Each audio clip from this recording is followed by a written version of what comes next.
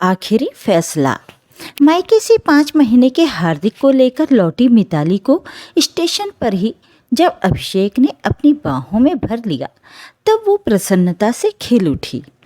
घर आकर बुरी तरह गंदा और बिखरा हुआ घर देखकर उसकी सारी खुशी उड़ गई।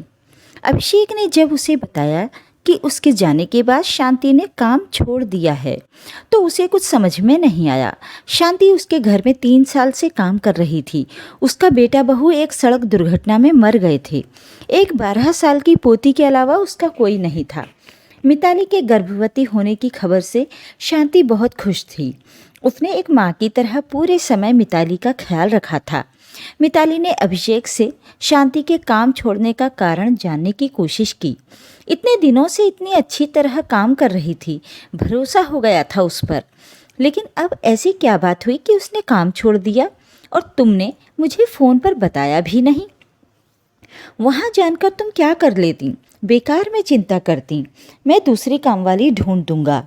जब मिताली ने कॉलोनी के दूसरे घरों में पता किया तो मालूम हुआ कि शांति ने अचानक सारे घरों में काम छोड़ दिया है और अपने गांव चली गई है। मिताली को समझ में नहीं आ रहा था कि अचानक शांति पूरी कॉलोनी का काम एक साथ कैसे छोड़कर जा सकती है। उसे पता था कि गांव में उसके पास एक टूटे फूटे घर के सिवा कुछ नहीं है। बेटे बहू की मृत्यु के बाद वो शहर इसीलिए आ गई थी कि रूपाली को पढ़ा लिखा कर किसी योग्य बना देगी। इस समय रूपाली 7वीं कक्षा में पढ़ रही थी। कभी कभी मिताली भी उसकी पढ़ने में मदद कर देती थी। किसी को अधिक कुछ पता नहीं था। उसका मन कर रहा था कि वो शांति के गांव जाकर सच्चाई का पता करे, लेकिन ये संभव नहीं था। मन मार कर रह गई। शांति और रूपाली से उसे भी बहुत लगाव था। शांति को भी उस पर बहुत भरोसा था। वो उसके घर के अलावा रूपाली को किसी के घर जाने नहीं देती थी। प्रसव के लिए मायके जाते समय शांति ने आशीर्वाद देते हुए कहा, जल्दी से बच्चे को लेकर वापस आना। मैं बच्चा और घर दोनों संभाल लूँगी। साथ ही तुम्हें भी खिला पिलाकर थोड़े ही दिनों में फिर से मजबूत बना दूंगी। मिताली को शांति और रूपाली की बहुत याद आती थी। उसने निश्चय कर लिया था कि जब भी वो मायके जाएगी बिना अभिषेक को बताए शांति के गांव जरूर जाएगी। हार्दिक 1 साल का हो गया था, लेकिन उसे मायके जाने का अवसर नहीं मिला। जब इस बार वो मायके पहुंची तब वो शांति से मिलने उसके गांव चली गई। वहां पहुंचकर उसे कुछ ऐसा पता चला कि वो उस गरीब औरत के सामने शर्म से गड़ गई। शांति ने बताया कि उस दिन उसकी तबीयत ठीक नहीं थी, तो उसने रूपाली को काम करने के लिए मिताली के घर में भेज दिया था और खुद दूसरे घर में काम करने चली गई। मिताली के घर की एक चाबी शांति के पास भी रहती थी ताकि वो अभिषेक के ऑफिस जाने के बाद भी आकर काम कर सके। रविवार का दिन होने के कारण अभिषेक घर में था। जब शांति उसके घर पहुंची तो रूपाली अस्त व्यस्त कपड़ों में रोती हुई घर के बाहर ही मिल गई। उसने शांति को बताया कि किचन में बर्तन धोते समय अभिषेक ने उसे बाहों में दबोच लिया था और उसके होठों को बुरी तरह घायल करके उसे बेडरूम की ओर खींचकर ले जाने लगा तो वो उसे धक्का देकर बाहर भाग आई। शांति जानती थी कि कुछ कहने पर अभिषेक साफ इनकार कर देगा और रूपाली की ही बदनामी होगी। इसीलिए वो गांव चली आई कि किसी तरह गरीबी में गुजारा कर लेगी, लेकिन रूपाली को किसी घर में काम करने नहीं जाने देगी। मिताली ने तुरंत कोई निर्णय लिया और शांति को कुछ समझाकर मायके वापस जाने की बजाय कानपुर अपने घर लौट आई। फ़ोन पर उसने मायके में बता दिया कि कुछ जरूरी काम के कारण वो कानपुर वापस लौट आई है। हालांकि माँ और पापा नाराज भी हुए, लेकिन उसने दोबारा आने को कहकर उन्हें मना लिया। अचानक आने पर अभिषेक ने पूछा भी, क्या बात है, इतनी जल्दी लौट आई? मेरे बिना मन नहीं लगा क्या? कुछ ऐसा ही समझ लो, मिताली का उत्तर था। रविवार को अभिषेक सोकर उठा। उसने बैठक में शांति और रूपाली को देखा तो चकित रह गया। उसने मिताली को दूसरे कमरे में बुलाया। ये लोग यहाँ क्या कर रही हैं? इन्होंने तो काम छोड़ दिया था। हाँ अभिषेक, छोड़ दिया था, लेकिन अब ये लोग इसी घर में मेरे साथ रहेंगी। क्यों? अभिषेक के कुछ समझ में नहीं आ रहा था। क्योंकि मैं अकेले इतने बड़े घर में कैसे रहूँगी? अकेले? अभिषेक की कुछ समझ में नहीं आ रहा था। क्या मतलब है तुम्हारा? मतलब? मिताली ने व्यंग्य से उसकी ओर देखा। तुम अच्छी तरह जानते हो, मुझे सब पता चल गया है। तुम्हें शर्म नहीं आई 12 साल की बच्ची के साथ ये सब करते हुए? ये लड़की झूठ बोल रही है, मैंने कुछ नहीं किया।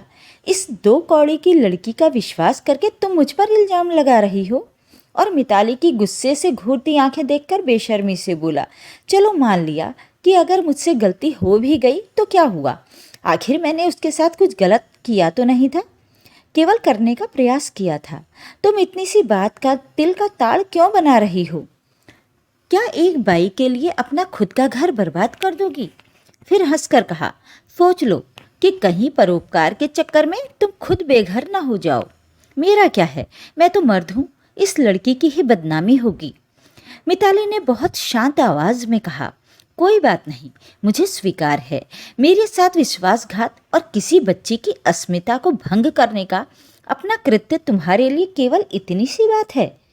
अब मैं और तुम साथ नहीं रह सकते। मुझे तलाक चाहिए तुमसे। अभिषेक पूरी तरह नीचता पर उतर आया। तो जाओ, मेरा बेटा मुझे दे दो और जहां मन हो चली जाओ।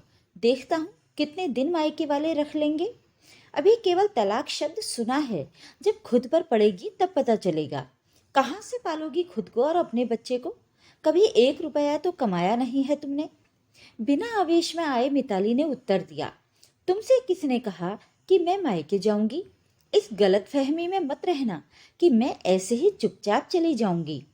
पहले मैं अपने दोनों के माता पिता और रिश्तेदारों को बुलाकर तुम्हारी करतूत रूपाली के मुंह से सुनाऊंगी। उसके बाद रूपाली को न्याय दिलवाने के लिए अदालत जाऊंगी। बदनामी अगर उसकी होगी तो तुम्हारे परिवार की भी होगी, साथ ही तुम्हारी नौकरी भी जा सकती है। अभिषेक कांप गया।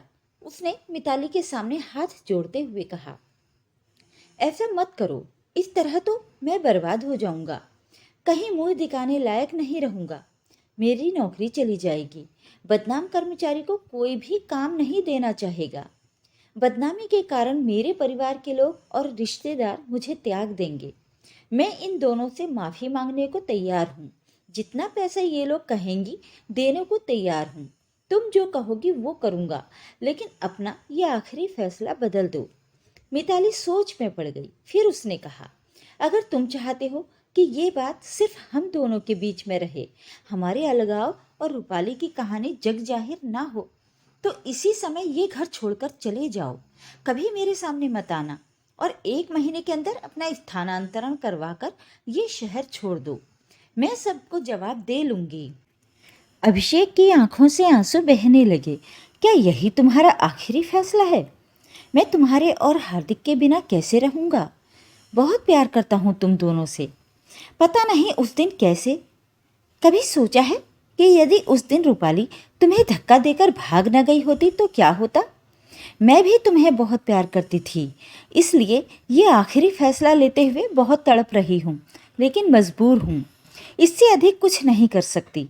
मैं तुम्हारी पत्नी हूँ, इसलिए तुम्हारे साथ साथ खुद को और तुम्हारे निर्दोष मासूम बच्चे को भी सजा दे रही हूँ, जो पिता के होते हुए भी बिना पिता की छाया में पलेगा। क्योंकि आज के बाद हम एक दूसरे के से कभी नहीं मिलेंगे। अभिषेक ने मिताली का हाथ पकड़ना चाहा तो वो उससे दूर हो गई। मुझे और अपने बच्चे को छूने का अधिकार तुमने खो दिया है। मुझे तुमसे कुछ नहीं चाहिए। मैं अपनी मेहनत से अपने बच्चे को पाल लूँगी। मेरी चिंता मत करना। चाहो तो शादी कर लेना, क्योंकि मुझे अब तुमसे कोई मतलब नहीं है। लेकिन अगर कभी मेरे और मेरे बच्चे की ज़िंदगी में आने की कोशिश की तो मुझे गड़े मुर्दे उखाड़ने में देर नहीं लगेगी। मैंने पैसा कमाया नहीं तो क्या हुआ, पढ़ी लिखी हूँ, आत्मनिर्भर होना जानती हूँ। मुझे सिर्फ एक बार माफ़ कर दो, दोबारा ऐसा कभी नहीं होगा। अभिषेक गिड़गिड़ाने लगा। कुछ गलतियों की माफ़ी नहीं होती। ये तो अच्छा हुआ कि रूपाली के साथ कुछ गलत नहीं हुआ। यदि तुमने उसके साथ कुछ गलत कर दिया होता तो इतना समझ लो कि अब तक तुम्हें मारकर मैंने आत्महत्या कर ली होती। मिताली की आंखें बरसने लगीं। अब अभिषेक के पास कहने के लिए कुछ भी नहीं था। उसने एक नज़र पालने में लेटे हुए हार्दिक पर डाली और बैग में अपने कपड़े रखने लगा। समझ गया कि मिताली का आखिरी फैसला मानने के सिवा उसके पास कोई दूसरा रास्ता नहीं है।